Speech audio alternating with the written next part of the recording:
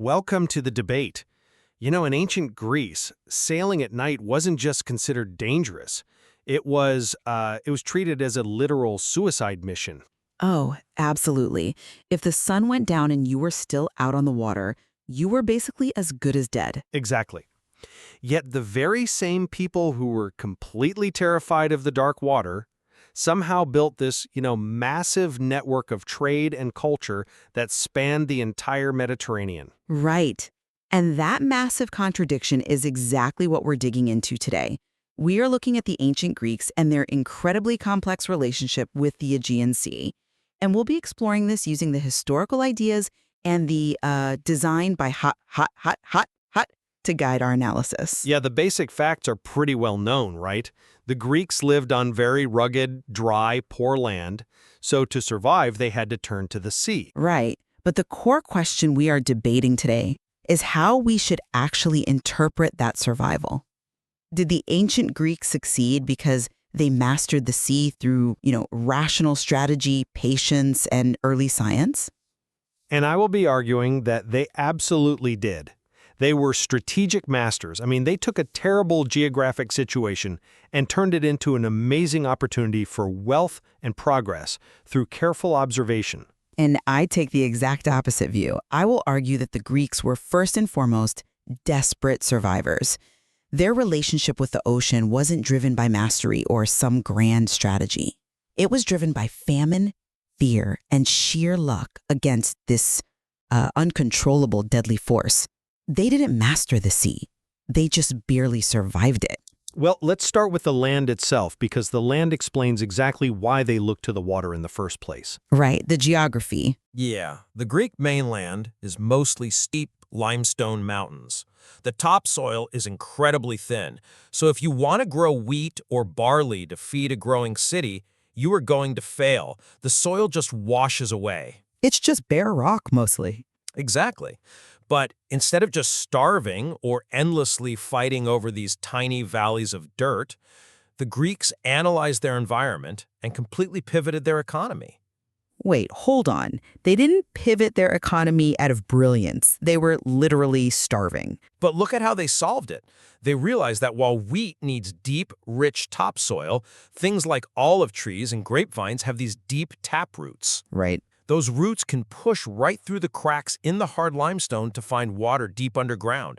So they stopped trying to grow what wouldn't grow, and they started producing olive oil and wine. Okay, but And just to finish the thought, they turned dry, barren rocks into a massive export business. They used the sea as a vast highway to trade those high-value liquids for the heavy grain and timber they actually needed from other countries. That is the very definition of mastering your environment. You assess the variables, you change your production, and you use the sea to connect the dots. you make it sound like a modern corporate strategy meeting. Let's pivot to high-value exports. The reality on the ground was far more brutal. You say they stopped trying to grow what wouldn't grow. True, but that's because their crops failed and people were dying of malnutrition. Well, yes, the pressure was high. It was life or death. When we look at the ideas and the design by hot, a major theme is deadly overcrowding. The lesson here is that when the land fails, you look to what surrounds you because your children are hungry, not because you're a genius entrepreneur. I don't deny the pressure was extreme, but my point is about their response to that pressure. Usually when a society faces a massive population crisis, they turn inward. They tear themselves apart in civil wars over whatever food is left. Sometimes, sure. But the Greeks looked outward. They used the sea as a pressure release valve. Let's look at their colonization of places like Sicily and the coast of the Black Sea. Right. This wasn't a blind panic. It was a highly organized system. Think of it like planting seeds in a new garden when your first pot gets too crowded. You don't destroy the plant, you give it space to grow. I'm sorry, but I just don't buy that gardening analogy. It was a highly organized system of kicking young people out of their homes. Let's explain the mechanics of it, though, so everyone understands. When a city-state realized it could no longer feed its population, it didn't just throw people on boats and wish them luck. No, they organized the exile. They gathered young men, usually the second or third sons who wouldn't inherit any land anyway, and they provided them with ships, supplies, and a leader. They sent them to specific, pre-scouted locations to build brand new cities. Right, but It was almost like a franchise model. These new colonies were entirely independent, they governed themselves, but they maintained deep cultural and trade ties to the mother city. This strategic expansion relieved the population pressure back home, created new agricultural bases to grow grain, and spread Hellenic culture without bloody conquests. okay, we really need to stop using words like franchise model and strategic expansion. Why? It was organized. Because let's put ourselves in the shoes of one of those younger sons. You're 20 years old. Your older brother gets the tiny rocky farm, which barely produces enough food for his own family. There's literally zero food for you. Which is why they gave them a ship. Right. The city leaders put you on a small wooden boat and tell you to sail across a terrifying, unpredictable ocean to a place you have never seen, surrounded by people who might kill you. You are not a strategic pioneer. You are an exile. The rule back then was growth needs space, but the reality was famine. But that exile built the foundation of the Western world. Because they had no other choice. If you are standing in a burning building and you jump out the window and happen to land on a mattress, you are not a master of gravity. You are just a desperate person who got really lucky. You had to leave or you would starve. And that ocean you had to cross to get to Sicily or the Black Sea, it was viewed as the biggest predator on Earth. Well, let's transition to that crossing then. Because escaping a famine by jumping into a boat doesn't explain how they actually survived the journey. If they were just blind with panic jumping out of a burning building, as you say, they would have paddled wildly into the open water and died. Many probably did. But the society survived because they developed a profound early form of scientific observation. The how is where their mastery really shines. See, that's an interesting point, though I would frame it very differently.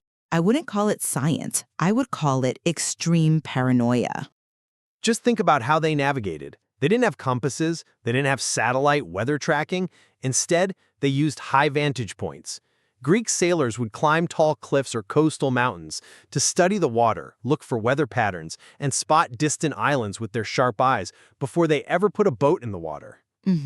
They practiced cabotage, which simply means sailing from point to point, always keeping land in sight. They studied the currents deeply. But keeping land in sight isn't a sign of mastery. It's a sign that you are terrified of the open water. No, it is a sign that you understand your limits.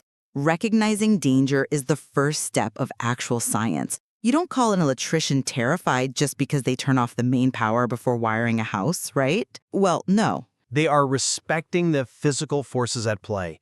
The Greeks respected the elements. Look at their understanding of the seasonal winds.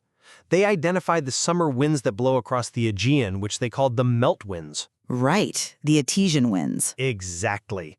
They mapped out exactly when and how these winds blew.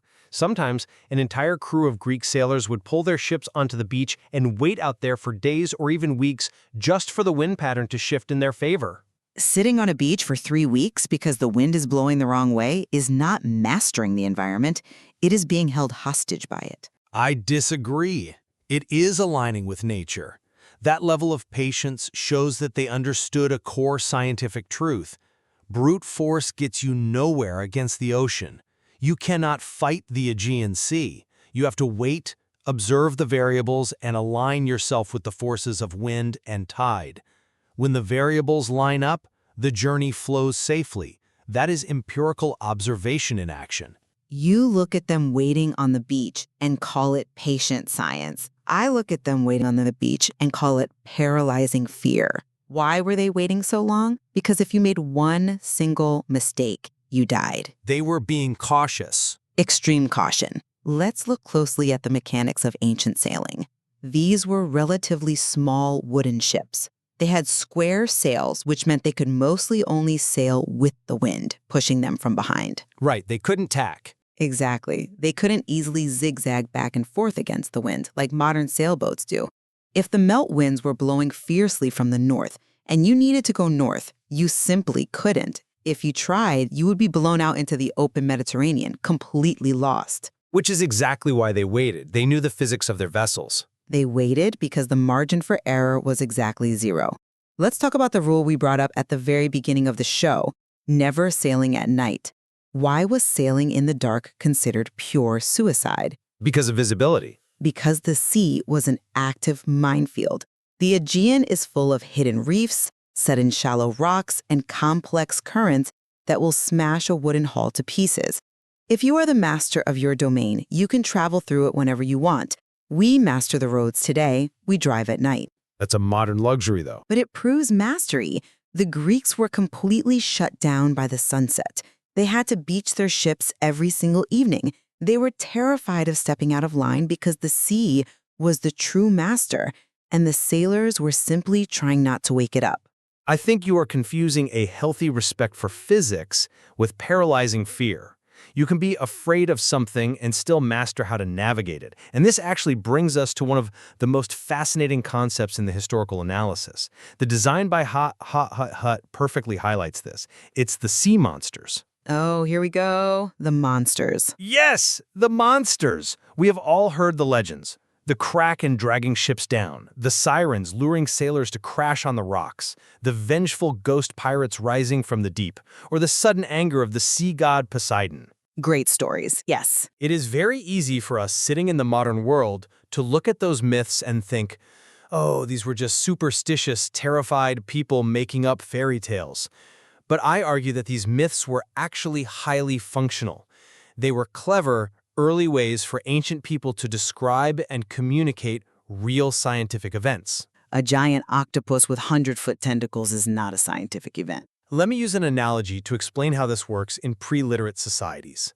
Think about the deep desert. For centuries, nomadic Bedouin tribes used to warn travelers about jinn, these invisible spirits or ghosts that lived in the sand dunes near certain water wells. Right. They told terrifying stories about these spirits swallowing people whole. Were they just superstitious? No. They used those scary stories to map out areas where the sand was incredibly unstable and prone to sudden sinkholes. Ah, wow, okay. Yeah, the myth was a hazard map. It kept children and travelers away from literal death traps. The ancient Greeks did the exact same thing with the sea. Okay, so what is the Kraken a hazard map for exactly?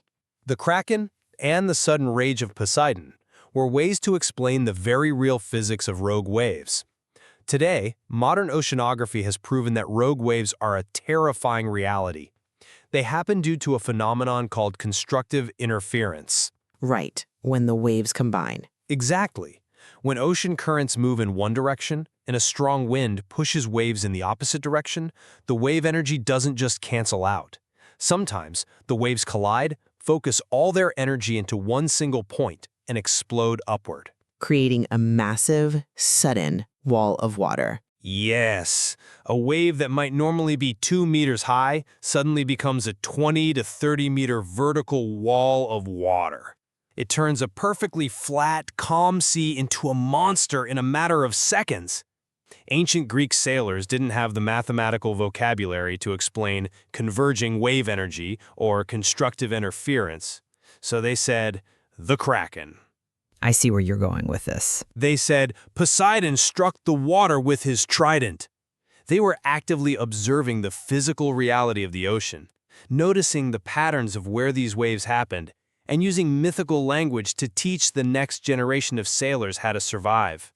It was an early form of scientific data collection, just passed down through storytelling. I don't disagree with the physics of rogue waves. We know today that rogue waves have snapped modern steel supertankers in half.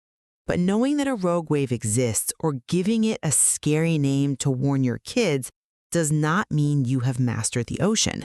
It means you are living in a horror movie. But they navigated through it. Barely. Let's look at the actual physics of what happened to those ancient ships when they encountered those waves, because this highlights the pure psychological terror they lived with. The historical material points out a chilling detail. Empty ships often passed safely through rough waters, but fully loaded vessels were suddenly dragged to the depths without any warning. Well, that comes down to the mechanics of buoyancy and weight distribution. Exactly. Think about an empty wooden ship. Wood is naturally buoyant. An empty ship floats very high on the surface of the water. When a large wave comes, the empty ship bobs right up and over it, like a cork floating in a bathtub. Right. But the Greeks weren't sailing just for fun. They were sailing for survival. They had to load those ships to the absolute maximum capacity with heavy trade goods. Imagine a ship packed to the brim with massive clay jars full of olive oil, heavy bronze metals, and tons of grain. The center of gravity drastically shifts? It shifts, and the ship loses almost all of its buoyancy reserve. It sits incredibly low in the water. The deck might only be a foot or two above the surface. So imagine you are a Greek sailor on one of these fully loaded grain ships. You are doing everything right. You check the winds, you stayed close to the coast, the sky is perfectly blue, and the sea looks like flat glass. Following the patient science. Exactly. You are relying on your so-called patient science. And then, because of the invisible underwater currents you mentioned, a 30-meter rogue wave suddenly rises right in front of you. The heavy ship just can't rise fast enough to get over the wave. It can't rise at all. A wall of water crashes directly down onto the deck. Because the ship is already so heavy, that extra weight pushes it straight to the bottom. It doesn't slowly sink over hours like in the movies. It is swallowed instantly. In 3 seconds, your entire ship, your cargo, and all your friends are gone. It's terrifying, yes. It's a silent, unpredictable killer. So when they sat around fires talking about the terror of the Kraken or the deadly trap of the sirens, it wasn't just a clever science lesson disguised as a story. It was a reflection of their deep, daily psychological trauma. They lived with the constant, horrifying knowledge that the calmest ocean is often the deadliest. You can't master an environment that can swallow you whole on a sunny day. You just pray you make it to your destination. I completely understand the terror of that scenario. But I think we have to give them more credit than just being traumatized victims. They didn't just pray and hope to survive. They built an entire civilization that shaped the modern world, and they did it by systematically using the sea. Let's pull back and look at the big picture of what they achieved. Okay. Yes, waiting for the meltwinds was a way to avoid death, but while they were doing that, they were also actively mapping the entire Aegean network. They figured out exactly how the currents moved between the hundreds of tiny islands. They mapped it because stepping off the map meant drowning. But look at what the map allowed them to do. Because they took the risk to cross those waves, they didn't just bring back grain to eat. They brought back ideas. They brought the phonetic alphabet from the Phoenicians and adapted it. They shared architectural designs, art, philosophy, and the early concepts of democracy across vast distances. True. The Greek city-states were isolated by mountains, but they were connected by the water. The very fact that we are sitting here today talking about their history using the visual design by hut is because they successfully turned a terrifying natural barrier into an economic and cultural highway. I am not denying the cultural achievements. Hellenic culture absolutely spread across the Mediterranean, and it changed human history. But we have to separate the end result from the human experience of the people actually living it. You look at the map and see a highway of culture.